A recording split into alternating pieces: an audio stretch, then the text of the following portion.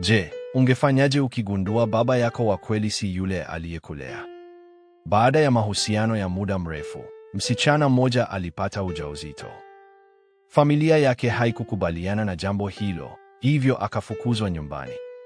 Akiwa hana pa kwenda, alihamia kwa mpenzi wake. Wawili hao wakaanza maisha magumu, lakini ya kujitahidi na kushikamana. Baada ya muda, alijifungua mtoto wa kiume. Alifanya kazi kwa bidii kuhakikisha anapata elimu bora na maisha mazuri. Miaka ikapita na hatimaye kijana huyo akahitimu chuo kikuu na kupata kazi nzuri.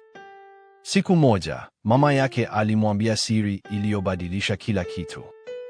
Mwanaume aliyemlea kama baba si baba yake wa damu. Baba yake halisi alikuwa amerudi na alitamani kukutana naye. Kijana huyo aliumia sana.